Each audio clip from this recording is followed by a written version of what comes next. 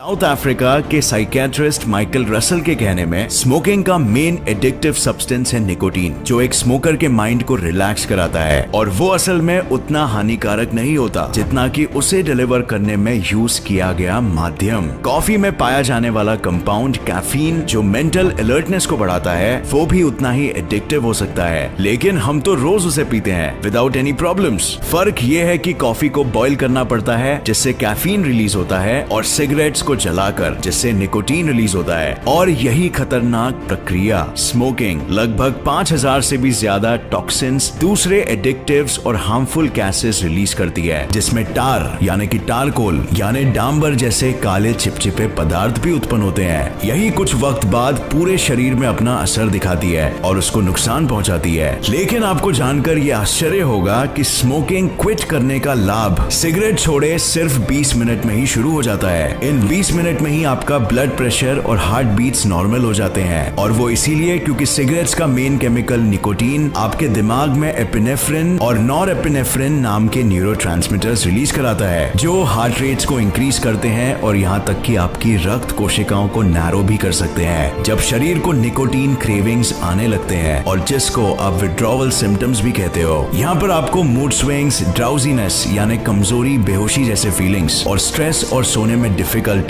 और यहाँ तक डिप्रेशन भी आना नॉर्मल है। निकोटीन की वजह से आपका दिमाग ज्यादा मात्रा में डोपामीन रिलीज करता था, जो केमिकल आपको रिलैक्स्ड और अच्छा फील कराता था, और इसी मुख्य न्यूरोट्रांसमीटर डोपामीन के मूड सुधारने वाले इफेक्ट के आप आदी बन चुके थे। लेकिन ये अब ज्यादा मात्रा में उत्पन्न नहीं हो रहा और इसीलिए ये विड्रॉवल सिम्टम्स का आना बिल्कुल नेचुरल है। तो चिंता करने के बजाय उसे टॉलरेट करना ज्यादा इंपॉर्टेंट है। 8 घंटे बाद जो poisonous carbon monoxide gas inhale किया जाता है सिगरेट्स के साथ, ब्लड स्ट्रीम से क्लियर हो जाता है, जिससे ब्लड में ऑक्सीजन लेवल भी नॉर्मल हो जाता है। इससे ब्लड की ऑक्सीजन कैरिंग कैपेसिटी दोबारा बढ़ जाती है। हेवी स्मोकर्स में अधिक कार्बन मोनोऑक्साइड की वजह से रेड ब्लड सेल्स का आकार भी बढ़ जाता है, जो कि कारण बनता है खून के थिक हो जाने का, और जिससे ब्लड प्रेशर और ब्लड क्लॉट्स की संभावना ज्यादा हो जाती है। और बिल्कुल यही क्लॉट्स दिल और दिमाग के लिए घातक भी साबित हो सकते हैं।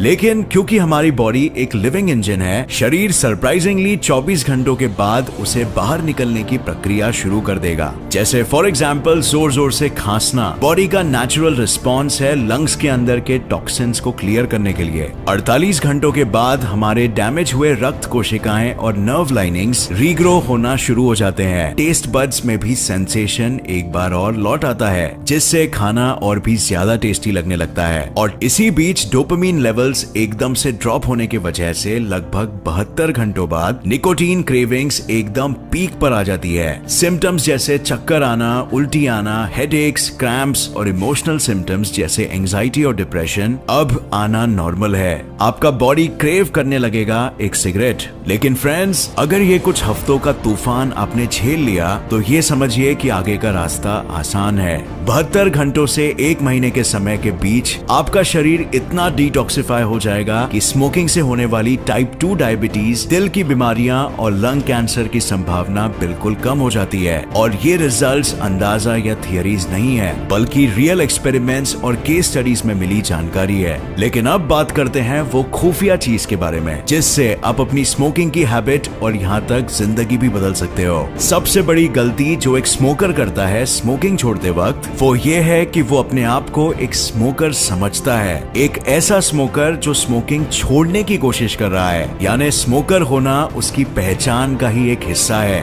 अब ये बहुत ही गलत माइंडसेट है, क्योंकि ऐसे माइंडसेट से अगर आप स्मोकिंग छोड़ने की कोशिश करोगे तो आपको अपने ही पहचान के खिलाफ जाना पड़ेगा, जो कि आप ज्यादा दिन तक नहीं कर पाओगे और थक के एंड में गिव अप कर दोगे। ऐसा 1 हफ्ते बाद हो सकता है, 1 महीने बाद हो सकता है और इवन 1 साल बाद भी। लेकिन अगर आपने आज से काम कर दिया है अपनी पहचान बदलने में कि मैं एक स्मोकर हूँ ही नहीं, मैं तो कुछ दिनों के लिए टाइम पास कर रहा था या फिर भटक गया था और मैं असल में एक फिट फिटनेस फ्रीक हूँ जो अपने शरीर को एक मंदिर के रूप में देखता है। मेरा शरीर ही वो जरिया है जिससे मैं इस दुनिया को कुछ बेहतर दे सकता हूँ और लोगों की जिंदगियां बदल सकता हूँ। और अगर मेरा ही शरीर खुद अंदर से खोखला हो तो मैं कैसे किसी और की जिंदगी भर सकूं? ऐसा माइंडसेट रख के अपनी पहचान बदलना आपका फर्स्ट स्टेप होगा। और फिर नेक्स्ट स्टेप आपको सोच समझ के एक सिस्टम यानी एक रूटीन बनानी होगी जो आपको दिन भर में इन एडिक्शन से दूर रखे। अगर आप अपने दिमाग को कहते हो कि आप एक स्मोकर नहीं हो तो आपको उसे एक्शंस के जरिए ये दिखाना भी होगा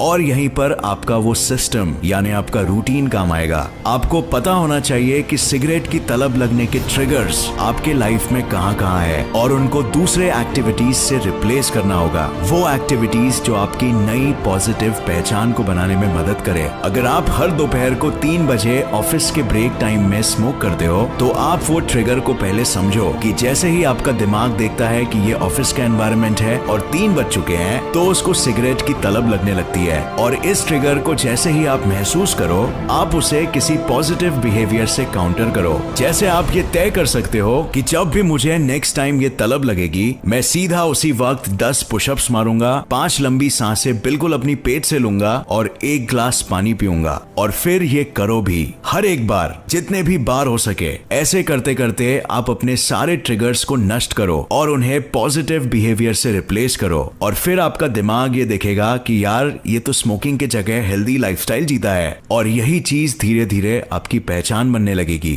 दिमाग ये बिलीव करने लगेगा कि हाँ आप एक ऐसे ही इंसान हो जो अपने शरीर का ख्याल रखता है। और फिर क्या ऐसा सोचने वाला इंसान कभी सिगरेट पी सकता है? बिल्कुल नहीं। और क्या आप अपनी लाइफ में बहुत कुछ मिस करोगे अगर आप सिगरेट को अपनी लाइफ से निकाल दो? तो बिल्कुल नहीं। आप और ज्यादा स्ट्रांग हो जाओगे मेंटली और फिजिकली भी। और एक और बात याद रखना, दुनिया में हाई होने के बहुत से कंस्ट्रक्टिव तरीके भी है। ट्रस्ट मी, आपको सिगरेट की जरूरत नहीं है। और बिल्कुल इसी ही तरह लाइफ में बहुत सी चीजें होती है जो आपकी माइंडसेट पर निर्भर करती है। आपको अगर अपना बिहेवियर चेंज करना है तो आपको सबसे पहले अपने माइंडसेट पर काम करना होगा। और ये था आज का बोनस टिप। सो फ्रेंड्स, ये वीडियो देखने का बहुत शुक्रिया। उम्मीद है आपको ये पसंद आया और इससे नया कुछ जरूर सीखने मिला। अगर आपको ये वीडियो पसंद आया तो इसे लाइक और शेयर करना मत भूलिए और ऐसे ही साइंस वीडियोस के लिए इस चैनल को सब्सक्राइब करके नोटिफिकेशन बेल ऑन करना मत भूलिए। और मैं आपको नेक्स्ट वीडियो में मिलूंगा ऐसे ही किसी इंफॉर्मेटिव वीडियो के साथ।